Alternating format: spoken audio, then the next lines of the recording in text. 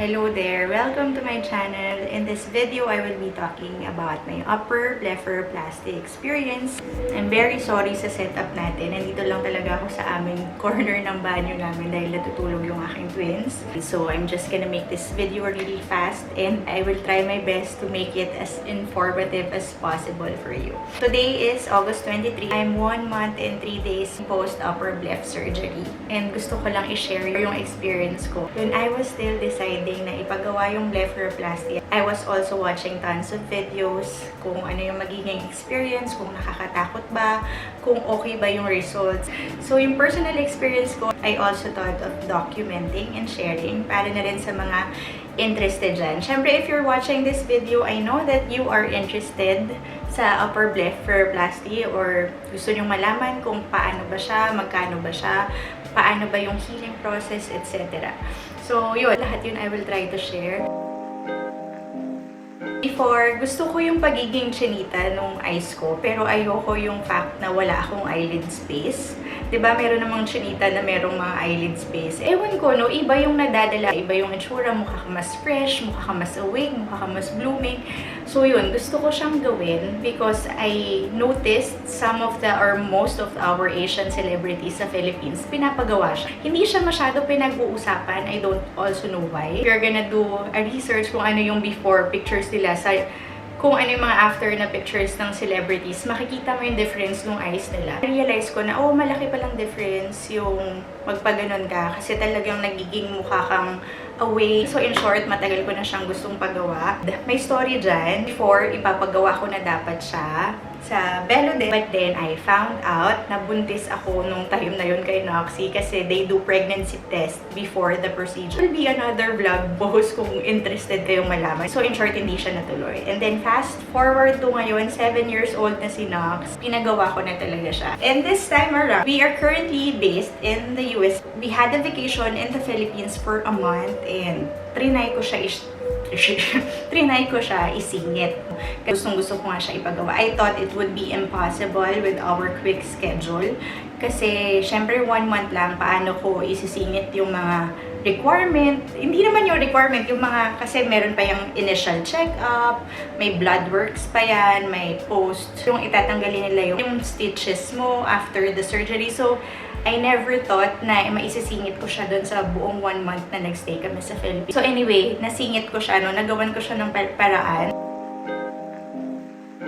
When we were still here sa States, bago pa kami umuwi, nag-email ako sa Bello for inquiry and then meron nag-chat sa akin sa Viber. Shinare ko yung Viber number ko. So meron ako nakaka-chat na associate ng Bello. So, if you're also from other country na nagbabalak kayo umuwi ng Philippines, mag-email muna kayo sa Bello. Talaga mag-reach out sila sa'yo pagka uuwi na kayo ng Philippines. And ang nangyari noon, I took a picture of myself kasi yun yung requirement. Gusto raw nila makita yung aking mata kung how it looks like, how hooded it is. No? Tapos, sinabi ko yung days na nasa Philippines ako. And then, naisingit nila ako for consultation when we got in the Philippines. I believe it was 3 days pa lang kaming nasa Pilipinas, nagpunta na ako sa Bello Green Hills for a consultation. So for the consultation naman, the doctor that did my procedure is Dr. Bengzon. I don't know kung siya lang yung gumagawa ng blepharoplasty or meron pang ibang doctor kasi ang sabi nila sa akin, sa Bello daw, the doctors, meron silang kanya-kanyang specialty and si Dr. Bengzon nga yung nagsispecialize ng upper and lower blepharoplasty. So, I did a consultation with him. The first consultation, sobrang brief lang. Si Dr. Bengzon, hindi siya yung type ng doctor na very friendly. Siya yung parang straight to the point, very man of few words. Ganun siya. So, sobrang bilis lang ang naging consultation ko. He checked my eyes. Sinabi niya nga sa akin na you have hooded eyes and if we do the blepharoplasty, your eyes will look more awake, ganyan, refreshed. And then I asked him kung local anesthesia ba or papatulugin ba ako. He told me that it's just under local anesthesia. The procedure will just take 30 to 40 minutes long. Ganun lang daw kabilis and I won't feel any pain. It's just an outpatient procedure. Sobrang kinakabahan ako malaman. Nagising ako habang inooperahan yung mata ko. Pero dahil siguro gustong-gusto ko siya gawin even before pa. Alam niyo yun, I know na you can all relate. Pag may gusto kang isang bagay, kahit na kinakabahan ka or kahit na hindi mo alam mo yung natatakot ka, you are gonna do it no matter what kung gusto mo siya.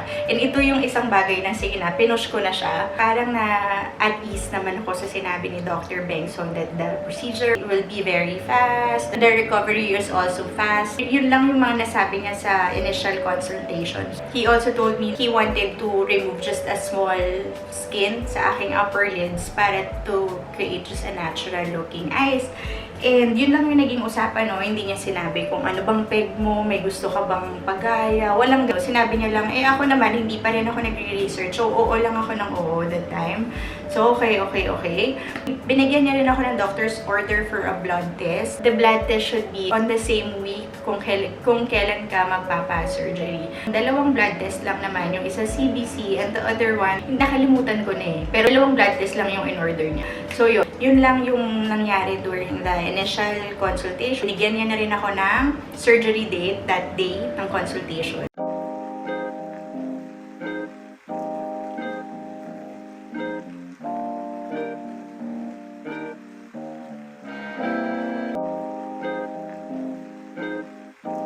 Moving forward, dumating na nga yung surgery day. Over here. Dito na ako sa bed. Ako ay nag-fasting na because the doctor ordered fasting. Tapos nagpa-blood test na rin ako that week. And then, nung surgery day na, medyo may mga requirements lang sila. They want me to do a pregnancy test just to be sure that I'm not pregnant. Yun yung story ko kanina, nabuntis pala ako nung first time na dapat gagawin ko siya. Medyo iba yung feeling ko nung ginagawa ko yung pregnancy test. Nakakatuwa lang and it brings back all the memories. So anyway, before going there, sinabi na nila na no makeup allowed, jewelries, and yung clothes mo dapat madaling tanggalin. Hindi ko lang natanggal ito love bracelet ko kasi naiwan ko sa States yung screw. But then, yun yung mga requirement nila. No jewelry, no makeup, and then comfy clothes lang daw. So, yun. Pumunta na ako doon. I did my pregnancy test, which syempre, it turned out negative.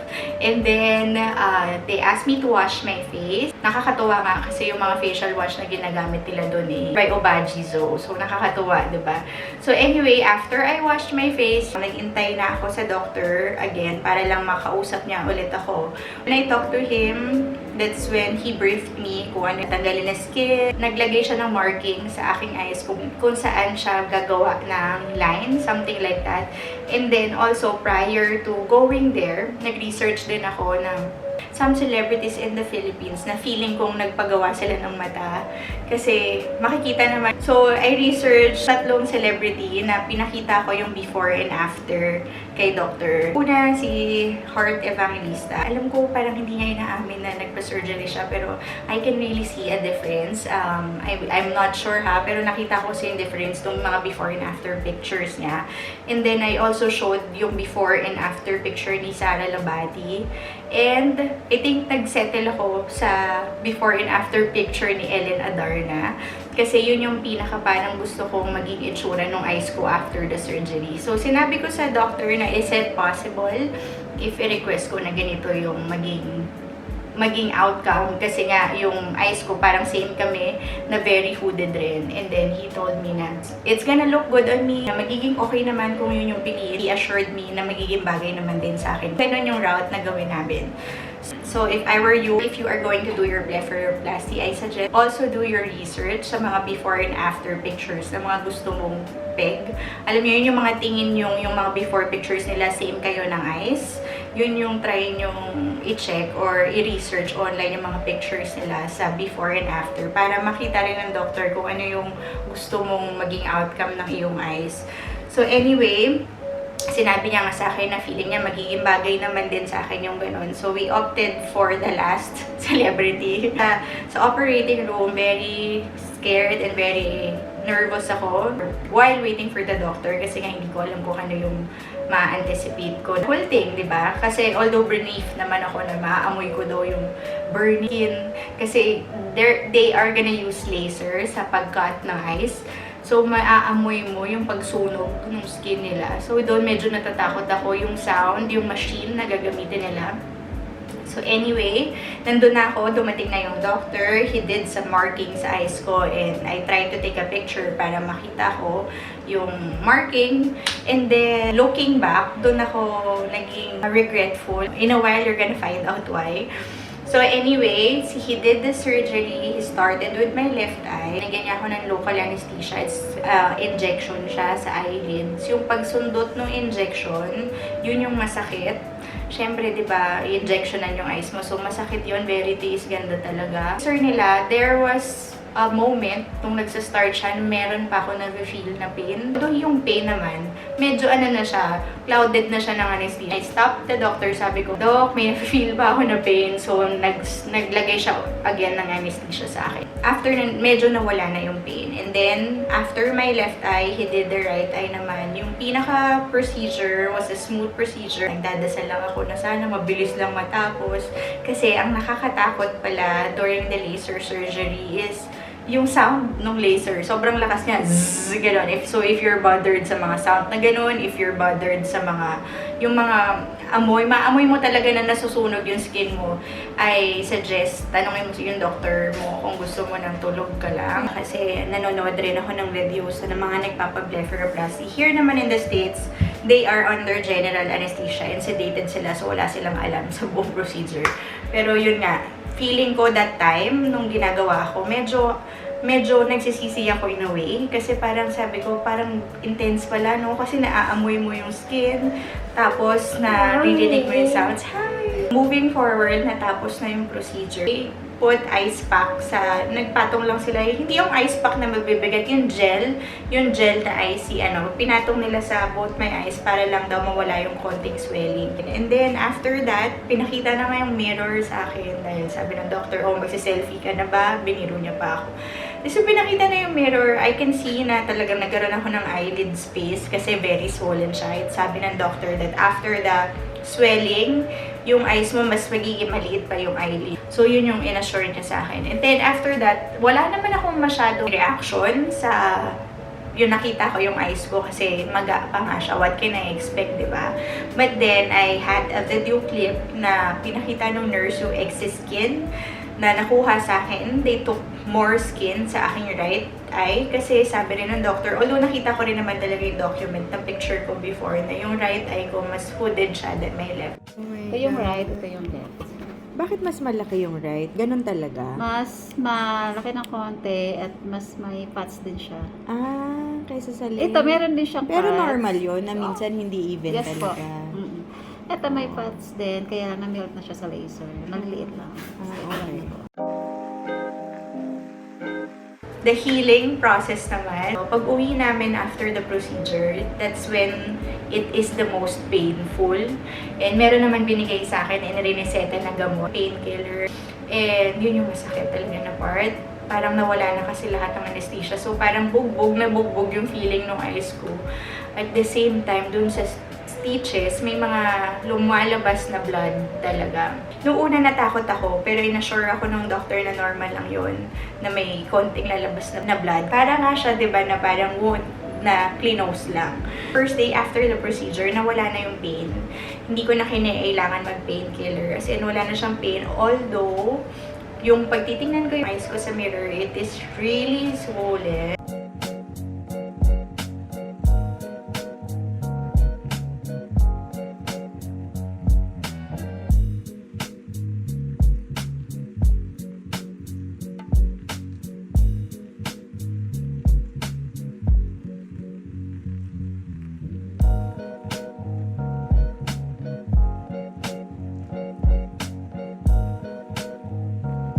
But so far, all in all, then the healing process, yun yung medyo matagal.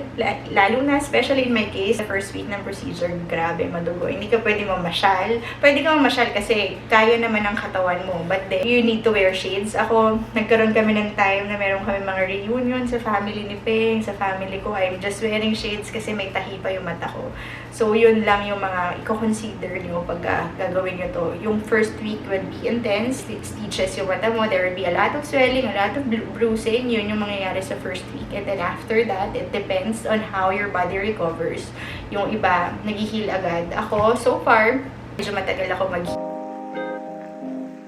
Ito na yung medyo alanganin na part, no? After the 7th day, I was instructed to go back to Bello. Pumunta na ako sa doktor, tinanggal niya na yung stitches. Yung stitch removal, hindi siya masakit kasi parang kinakat-cut lang niya yung mga stitches. Hindi siya masakit talaga. And ako pa, I have a very low pain tolerance pero hindi ako nasaktan.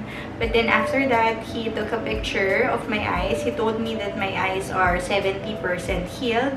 Tapos doon ko nakita, mas magaya yung right eye ko, sabi ko sa doctor. And the doctor assured me that it is common na yung right eye mas swollen and yung eyes kasi natin, magkaiba yung healing niya. Hello, pauwi na ako ng bahay. Natanggal na yung stitches ng aking eyes. Pero meron pa rin siyang parang dark or meron pa rin siyang parang line kasi yung original na pinang mark sa kanya is color black or blue, tapos yung stitches is color blue. Ewan ko kung may nagdikit na parang color pigment. So far, this is how it looks like after removing the stitches. And nag-multitask ako dahil I'm driving and filming at the same time. Pero in-address ko rin sa doctor kanina na sabi ko mas swollen yung right side than my left. Sabi niya for some reason daw, usually talaga mas nagsiswell yung right. You also need to take into consideration na hindi pala sabay mag-heal yung eyes. That's what happened to me personally. So mas swollen yung aking right eye.